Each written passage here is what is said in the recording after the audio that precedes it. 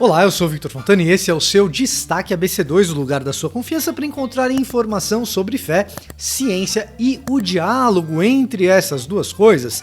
E na edição de hoje você verá mini conferência online ABC2 que você não pode perder.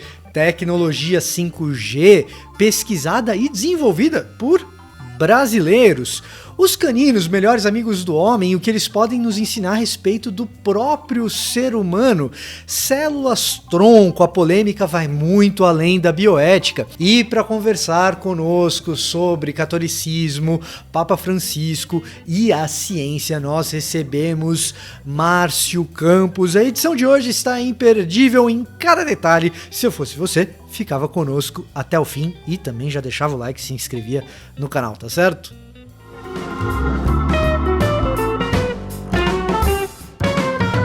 Mini conferência online da ABC2, consensos e controvérsias, fé e ciência para corpos e mentes.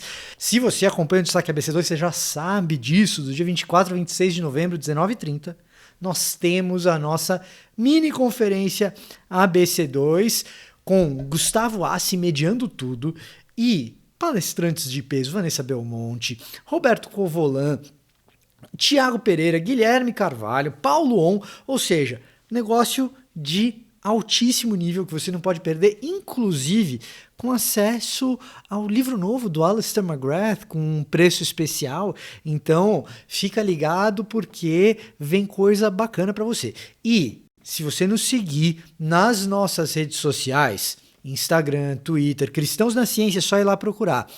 Ou então, toda hora acessando cristãosnaciencia.org.br, ou mesmo se inscrevendo aqui no nosso canal, você vai ficar por dentro de novidades que vêm por aí para o ano de 2021 na área do ensino, que olha, a gente nunca fez nada assim antes. A principal novidade do que a gente tem a respeito de ensino e de diálogo de fé e ciência está por vir e vai acontecer em 2021. Então, nesses momentos nossos de crise de informação, excesso de informação, como direcionar as coisas para um pensamento coerente dentro desse diálogo de fé e ciência, você tem que ficar ligado nas nossas redes sociais, porque eu tenho certeza que você vai ficar perplexo, como eu estou, diante dessas informações que por enquanto eu não posso soltar para vocês, mas fique ligado no Destaque ABC2 que você fica sabendo com exclusividade primeiro por aqui, tá bom? Quem precisa se conectar à internet em lugares remotos, no campo, numa praia isolada, vai ter a vida facilitada. Isso graças às pesquisas de brasileiros que fazem parte de um consórcio para o desenvolvimento de tecnologia 5G, em especial para lugares remotos.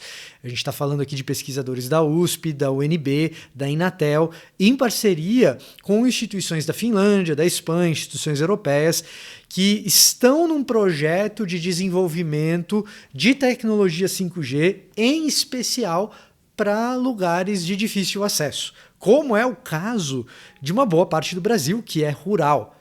Países que têm grandes extensões rurais, como Estados Unidos também, por exemplo, se interessaram por essa pesquisa brasileira. E isso é especialmente interessante para o produtor rural, que vai poder acompanhar em tempo real, por exemplo, por meio de drones conectados, que vão produzir imagens de alta definição do que está acontecendo nas lavouras, para o possível controle de pragas, tecnologia extremamente útil, de altíssimo valor agregado, sendo pesquisada e desenvolvida em terra brasileira. A gente fala muito de 5G do ponto de vista da guerra geopolítica, Estados Unidos contra a China. O Brasil está entrando nessa briga num campo menos explorado e com bastante inteligência. O melhor amigo do homem, a idade dessa amizade. O cachorro, sim, o cão, ele é um dos maiores enigmas no que diz respeito à domesticação. E quanto tempo faz que o ser humano anda lado a lado com os caninos? Essa é a pesquisa de gente ali da Universidade de Oxford e também de Viena, na Áustria, analisando caninos de 11 mil anos atrás, na região da Sibéria, também na Europa e no Oriente Médio, chegando à conclusão que uma boa parte do que viriam ser as atuais raças já existem há pelo menos 11 mil anos. A gente não sabe ainda dizer precisamente quando a domesticação se iniciou, mas há 11 mil anos os cães já se espalhavam pela terra seguindo os passos dos seus donos. Esse tipo de pesquisa ajuda a gente a entender uma série de coisas a respeito da história da humanidade, também da medicina veterinária e até mesmo insights importantes do ponto de vista biológico, fisiológico, metabólico do cão e também do ser humano. A título de exemplo, cães que foram usados ao longo de milhares de anos para puxar trenó apresentam desenvolvimentos metabólicos similares àqueles dos inuites, a maneira correta de se referir aos povos que alguns chamam de esquimós, no que diz respeito à utilização da gordura para se manterem vivos numa região tão fria e com um tipo de alimento que está disponível ali. Então, esse tipo de pesquisa, que aparentemente passa batido para a gente, muitas vezes podem ser extremamente relevantes para diversos campos com a devida multidisciplinaridade. Os cães podem ser amigos dos homens não apenas há muito tempo do ponto de vista afetivo, mas também para grandes descobertas a respeito do próprio ser humano. Se você está acostumado com as discussões de célula-tronco e as polêmicas que envolvem a bioética concernente à proveniência dessas células e como elas devem ou podem ser estudadas por pesquisadores, é bom saber que essa não é a única polêmica. Proveniência de recursos também para esse tipo de pesquisa tem causado uma série de divergências em relação a quem cobre ciência, em especial nos Estados Unidos, onde o investimento nesse tipo de pesquisa é pesado. Na Califórnia, foram aprovados agora mais 5 bilhões e meio de dólares para o principal centro de pesquisa de células-tronco que existe desde 2004. Em 2004, esse centro recebeu 3,3 bilhões de dólares e agora os constituintes da Califórnia se perguntam se o investimento de fato valeu a pena. Afinal de contas, já são 16 anos de pesquisa e os avanços do ponto de vista de pesquisa regenerativa que a célula-tronco prometia dar respostas não são tão ousados quanto inicialmente se esperava. É claro que existem outras pessoas que recebem de bom grado esse novo investimento, esperando avanços significativos nesse campo, que é um campo de fato promissor. A questão toda gira em torno de fato de como nós devemos avaliar os avanços da pesquisa. Promessas e expectativas devem ser supervisionados por quem?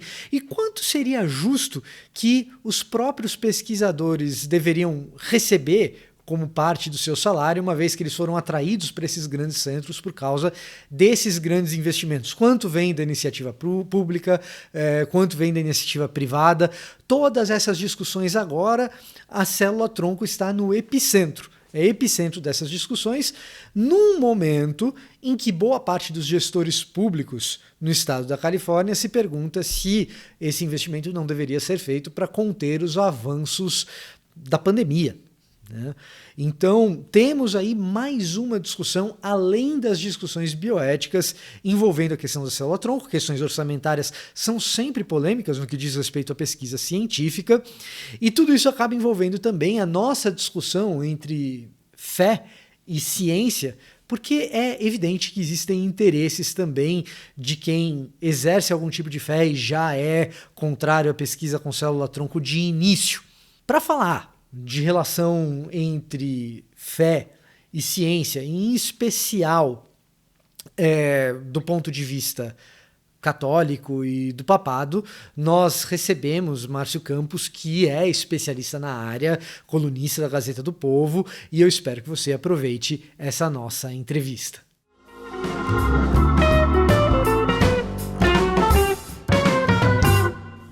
Então, para falar conosco sobre esse assunto, nós temos hoje Márcio Antônio Campos, que aceitou o nosso convite prontamente, eu agradeço. O Márcio, ele trabalha na área de fé e ciência já há algum tempo, tem blog sobre isso desde 2008, trabalha também na Gazeta do Povo. Márcio, obrigado por aceitar o nosso convite. Eu que agradeço a oportunidade de estar aí conversando com vocês. Muito obrigado. Márcio, olha só, a gente queria conversar um pouco sobre a atuação do Papa no que diz respeito à ciência, até porque recentemente ele vem falando bastante sobre o tema por dois motivos, né? A gente tem a questão da Covid, e evidentemente isso suscita discussões a esse respeito, suscita até mesmo controvérsias, e eventualmente ele tem sido enfático nesse assunto, e também nas mudanças climáticas, que eu acredito que desde o começo da atuação dele como Papa, ele vem falando bastante desse assunto. Recentemente, ele inclusive abordou o tema no que diz assim, dentro do ambiente da própria igreja. E eu queria que você contasse para a gente o interesse dele pelo tema em relação a outros papas, ou recentemente algo que de fato chama atenção, a recepção disso como tem sido. Então, o Papa Francisco, ele tem uma parte da biografia dele que até é um pouco esquecida. Ele tem formação, ele é técnico em química. Antes de entrar para a ordem jesuíta, ele concluiu um curso em Buenos Aires, então ele tem um pouquinho, pelo menos, aí de uma base nas hard sciences, né, nas ciências exatas. E a preocupação ambiental realmente é desde o início do pontificado dele, né? Ele lançou uma encíclica que foi a primeira, Laudato Si, foi a primeira encíclica a tratar especificamente do tema do meio ambiente. Ele já falou disso até logo depois da sua eleição, na missa inaugural do pontificado dele, ele já deu uma mensagem de preservação ambiental. Ele trabalha muito em conjunto com o patriarca de Constantinopla, né, o Bartolomeu I, que é da Igreja Ortodoxa, que é outro que também tem uma pegada ambiental bem forte. E às vezes, até quando saiu a Laudato Si, muita gente dentro do meio católico se perguntou, mas por que uma encíclica só sobre meio ambiente? Né? E a resposta que eu dei na época é por que não, né? Cuidar do jardim é uma das primeiras coisas que Deus manda para o homem, depois que ele cria o ser humano. Né? Sim. Ele dá duas ordens importantes. A primeira é o crescer e multiplicar-vos, e a segunda é cuide do jardim. Então, e a gente não tem cuidado do jardim. As pessoas podem até discordar do Papa, em algumas questões específicas que ele fala ali de meio ambiente. Por exemplo, o Papa, ele dá bastante crédito, e eu acho que tem que dar mesmo, ao pessoal do painel intergovernamental de mudanças climáticas. Tem gente que discorda de toda essa questão de aquecimento global antropogênico. Enfim, eu não vou entrar nesse mérito agora, mas mesmo quem discorda tem que admitir que o ser humano está degradando o meio ambiente. Né? Sim. Quando fala em aquecimento... Perdão, Marcos. A gente não se livra corretamente dos resíduos, a gente enche o mar de plástico, enche os rios e queima e desmata. Isso é evidente, mesmo que você discorde de questões relativas ao aquecimento global. E não é uma novidade do Papa Francisco. Acho que a novidade do Papa Francisco é ele trazer isso para uma linha de frente da atuação dele, que é coerente com a maneira como ele vê a sua ação. Tem papas que têm uma ação mais para dentro da igreja, então resolver questões internas da igreja. Tem papas que têm uma prioridade mais para fora. Certo. João Paulo II, por exemplo, foi Paulo VI, João 23, foram os papas da Guerra Fria, tiveram essa preocupação muito forte, por exemplo, com a questão da paz, né, do desarmamento, das ideologias destrutivas. Papa Bento XVI já foi um pouquinho mais para dentro, questões internas da igreja.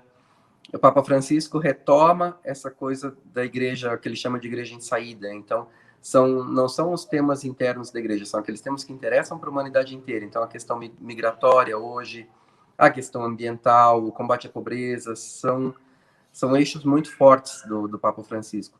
Mas isso não quer dizer, por exemplo, que Bento XVI não tenha lidado com esses temas. Né? Bento XVI tem, por exemplo, uma mensagem para o Dia Mundial da Paz, que é do dia 1º de janeiro de 2010, que todo o tom da mensagem é esse: se nós queremos a paz, nós temos que cuidar da criação. A encíclica Caritas in Veritate, que é a encíclica social do Bento XVI, também trata da questão ambiental. Então, seria até injusto a gente dizer, o Papa X não se preocupou com essa questão, Perfeito. e o Papa Francisco... agora um pouco menos, mas no começo do pontificado do Papa Francisco tinha muito essa questão, tudo que ele fazia parecia ser uma coisa inédita na história da Igreja, e não é. Tem dois conceitos da questão ambiental que a Igreja usa, e o Papa Francisco, por exemplo, ele fala da ecologia integral, né, na mensagem que a gente está comentando aqui, que foi para um congresso comemorando os 5 anos da Laudato Si. A ecologia integral, ela vai além da questão da simples preservação ambiental. Ela aborda a questão ambiental dentro de uma questão social. Como que a degradação ambiental prejudica as pessoas mais pobres, por exemplo? Perfeito. Então, só que a ideia de ecologia integral não é exatamente uma invenção do Papa Francisco, ela vem de João Paulo II. Bento XVI, por exemplo, propôs o que ele chama de ecologia humana, que não são ideias complementares, né? Ecologia humana e ecologia integral. O que é ecologia humana, por exemplo, que Bento XVI fala? Ele diz, olha, nós temos que nos preocupar com o meio ambiente, porque é uma obrigação nossa como cristãos, mas a gente não deve perder de vista que o ser humano é a...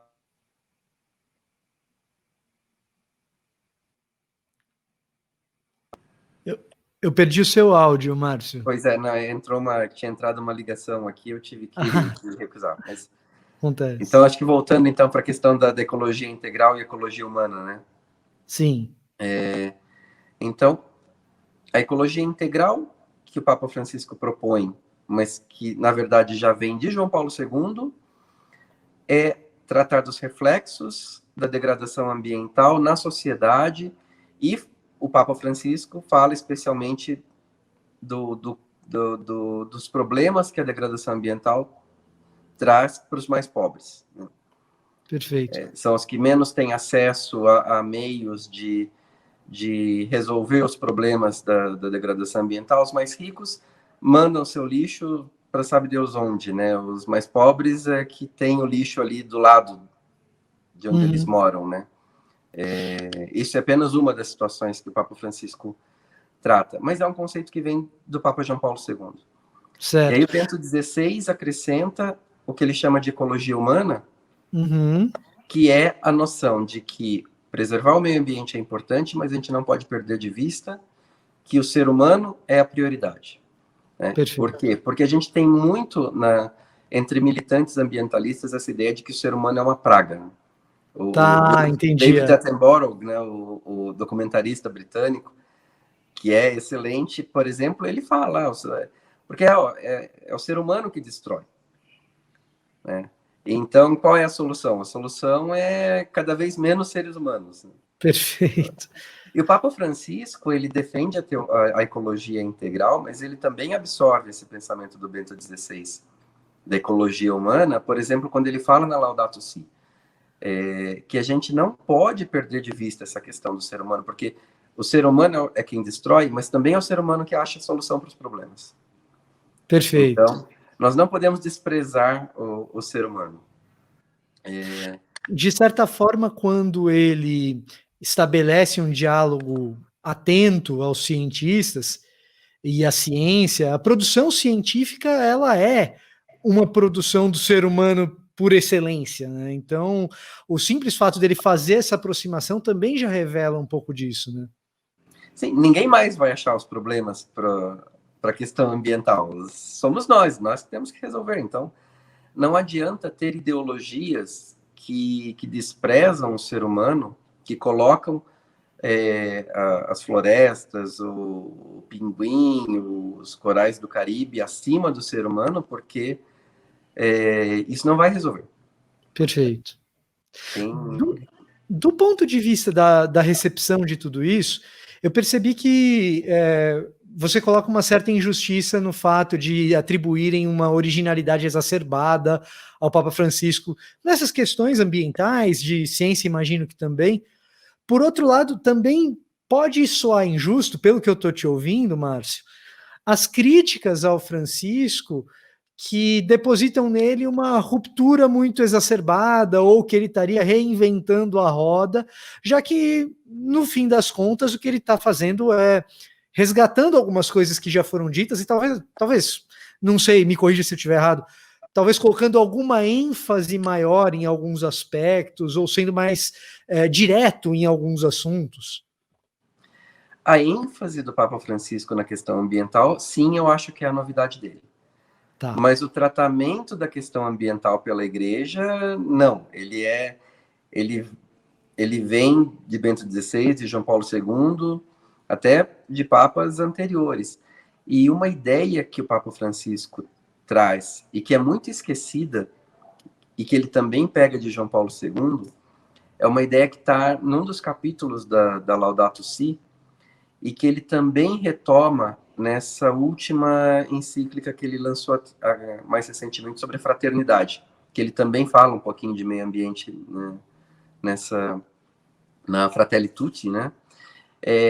Que é uma ideia que a maioria dos comentaristas deixou passar batido quando saiu a Laudato Si. Quando saiu a Laudato Si, o pessoal se focou, o Papa está criticando o ar-condicionado, o Papa está criticando não sei o que, não sei o que. O centro da encíclica é um capítulo em que ele diz que a crise ecológica é provocada por uma crise moral. Isso foi ignorado pela maioria dos comentaristas, e o que ele fala, e na Fratelli Tutti, o que ele pega essa ideia e transfere para a crise de fraternidade atual. Então, por exemplo, se a gente se pega nas mídias sociais por causa de política, por causa de economia, por causa de qualquer outra coisa, se há uma crise de representação na política, se há uma crise de ideias econômicas, se há uma crise, enfim, a crise que você escolher aí, a raiz dela sempre é a crise moral, é a nossa perda de noção da dignidade humana, do certo e do errado, que é uma ideia, para quem não está no nosso meio ali, é uma ideia até bastante inconveniente, né? Porque Sim. o Papa está criticando a nossa mentalidade. Nós perdemos a noção de pecado, de certo e errado e tudo mais. E é isso que está na origem de todas as outras crises, inclusive a crise ambiental. Se a gente degrada, se a gente queima, é porque a gente perdeu lá atrás a ideia, não, Deus mandou que nós cuidássemos do jardim. De uma perspectiva secularizada, pega muito mal você dizer que os problemas que a gente enfrenta têm origem no pecado, né? Do ponto de vista secular. A culpa é sempre dos outros, né? Sim. E, de certa forma, o Papa retomar isso, ele transforma todo ponto num ponto teológico também, não é meramente uma militância social, ele transforma tudo isso num ponto teológico importante, né? Sim, porque a solução, se a fonte das crises todas é uma crise moral, como é que você resolve? Não é simplesmente despejando dinheiro em ONG ambientalista, não é plantando milhões de árvores, não é... primeiro, se convertendo. Perfeito. Né? Se arrependendo, procurando agir bem, formando bem a consciência. Isso vem antes da ação prática. Né? Me parece que essa questão moral que ele fala, embora eu não tenha visto aplicar isso diretamente a essa outra questão, me parece que se aplica também a alguns dos problemas que nós enfrentamos em relação à pandemia, em relação à Covid. Uma boa parte daquilo que a gente vem encontrando, batendo a cara na parede, também tem a ver com isso, a falta de compreensão mútua. Você estava falando da Fratelli Tutti e da questão dessa fraternidade, da expansão dessa fraternidade como origem de problemas ambientais. A gente também encontra isso na nossa dificuldade de compreensão mútua no que diz respeito aos caminhos da crise pandêmica também, né? Então, quando a gente fala de ciência ambientalismo. Me parece que essa percepção do Francisco, essa percepção teológica do Papa Francisco, também nos ajuda a entender um pouco do que a gente enfrenta nesse problema tão presente que é o da pandemia, né?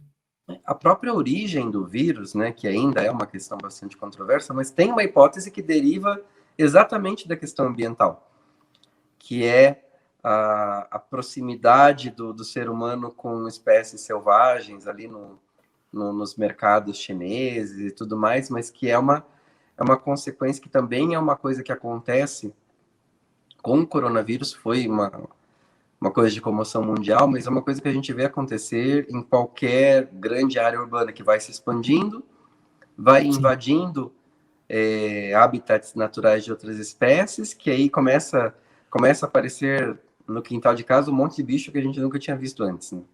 Isso.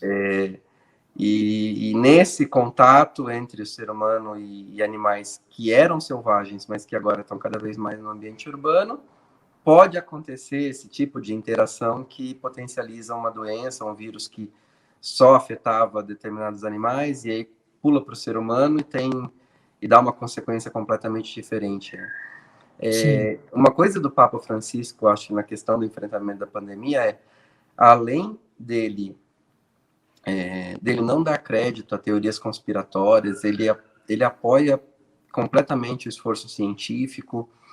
A posição da igreja, por exemplo, sobre vacinas, tem uma controvérsia em relação a vacinas que estão sendo feitas usando linhagens celulares de fetos abortados. Sim. É uma discussão bem antiga, cheia de fake news rolando por aí, então tem gente que estão abortando fetos agora para usar os tecidos como teste para vacina. Não é verdade. As linhagens celulares são de 2 crianças que foram abortadas na década de 70 e 80, se não me engano, as 2 na Holanda. Tudo isso está muito documentado, né? Sim. E tem gente, inclusive bispos, dizendo, olha, a gente tem o dever moral de recusar essas vacinas. A posição da igreja, ela não é exatamente essa, ela tem uma série de nuances ali. Então, por exemplo, oficialmente a posição da igreja se tiver uma vacina que foi produzida sem o uso dessas linhagens, ela é preferível às vacinas que tiverem usado essas linhagens celulares. Mas isso a gente está falando de um cenário em que a gente tem à disposição várias vacinas para escolher. Vamos supor que uma delas se mostre promissora. Vou dar um exemplo aqui, a vacina da Universidade de Oxford, que é uma que está usando uma linhagem celular que é proveniente de fetos abortados. Se ela for a única promissora, a igreja não condena ninguém que recorra a ela. Existe um caminhão de motivos lícitos ali para você recorrer a essa vacina. Então, a igreja está andando junto com a ciência nessa questão da pandemia, mas o Papa Francisco, ele também, acho que uma das cenas mais icônicas do papado dele, não importa quanto tempo ainda dure, vai ser o Papa sozinho na Praça de São Pedro, com o ostensório ali, na bênção que ele deu, se não me engano, foi no final de abril. Né? Aquela praça gigante, completamente deserta, e só o Papa ali, o altar, o Santíssimo Sacramento, ele rezando pelo fim da pandemia. Então, o Papa, ele está contando com o esforço humano, mas ali ele diz também, ó, não deixem de rezar. Porque Deus pode fazer o extraordinário. A gente confia nas pessoas, a gente reza para que Deus ilumine os cientistas, que ele fortaleça os doentes, que ele ponha bom senso nas pessoas para se protegerem, para que ajude os governantes a terem as melhores políticas públicas para conter o vírus, mas reze também pelo mais simples, que é que Deus erradique o vírus de uma vez. Não dá para perder. E é o que a gente espera de um líder que também é um líder espiritual, que é principalmente um líder espiritual. E isso é uma coisa que talvez também alguns críticos do Papa Francisco percam de vista. Naquele momento, com a Itália sendo o epicentro da grande crise, poderia ser uma situação para o Papa Francisco assumir a postura do líder geopolítico. E ali ele assume a postura do líder teológico. Isso é algo que muitas vezes se pinta o Papa Francisco como alguém apenas com uma preocupação, ou principalmente com uma preocupação geopolítica, e tem até documentário nesse sentido, como se o Papa teólogo fosse só o Bento XVI, e ali num principal momento em que ele poderia usar do capital da circunstância para aumentar um capital geopolítico, ele se mostra um líder teológico. Né?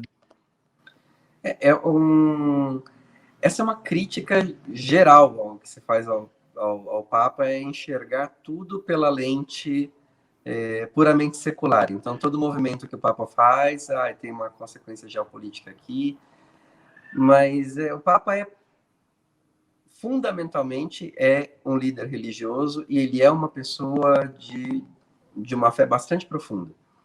Então, o que ele faz, antes de mais nada, ele tem em vista sempre a questão espiritual. Então, nas tratativas diplomáticas, a preocupação é com a liberdade religiosa, por exemplo, a própria questão ambiental, todas as questões científicas, sempre tem um pano de fundo religioso. Ele não é um líder político normal que a gente está acostumado a ver, que só faz as coisas naquele cálculo de ganho e perda pessoal, né? Ele tá com a cabeça num plano, um plano acima, digamos assim. Sim. Márcio, olha, muito obrigado pelo bate-papo, obrigado por nos atender e pelo momento gostoso aqui que a gente teve, viu? Quem quiser acompanhar o que você escreve é na Gazeta do Povo, certo? Isso mesmo, no blog Tubo de Ensaio, da Gazeta do Povo. Ali questões de ciência e religião, das mais diversas. Apesar de eu ser católico, o blog não trata só de assuntos ligados à ciência e catolicismo, muito pelo contrário, acho que eu escrevo mais sobre outras religiões do que sobre o catolicismo especificamente. Questões históricas, os debates atuais de bioética, tem, por exemplo, todo esse material sobre vacina. Se alguém ficou curioso sobre essa questão da vacina, tem ali um histórico bem completo de como que estão sendo feitas essas vacinas, de qual foi a resposta que a Igreja Católica deu, que é uma resposta que ela não é baseada tanto em dogmas católicos. Então, o pessoal que está interessado, é uma questão moral. É a questão, eu coopero ou não coopero com um ato mau? Aqueles abortos que ocorreram lá 40 anos atrás são atos maus. Se eu uso a vacina que foi feita usando aquelas linhagens celulares, eu estou colaborando com um ato mau, eu estou incentivando. Essa é uma questão moral, independe da religião, da igreja que cada um pertence. Então, a resposta que a igreja sugere ali, ela é uma resposta que vem da igreja, mas que ela é para todo mundo. Então, esse tipo de situações na pandemia é bem interessante a gente procurar saber, procurar se informar bem para poder oferecer uma resposta correta sem radicalismo para nenhum lado. Né? Perfeito. Mais uma vez eu agradeço, Márcio. Eu espero que não seja a última vez que a gente se fala, porque eu gostei bastante, aprendi bastante com o que você trouxe, viu? Não, vamos conversar mais vezes, sim. Tá certo, Márcio. E você que nos acompanha toda quinta-feira, dia de Destaque ABC2, eu espero por você na nossa próxima edição.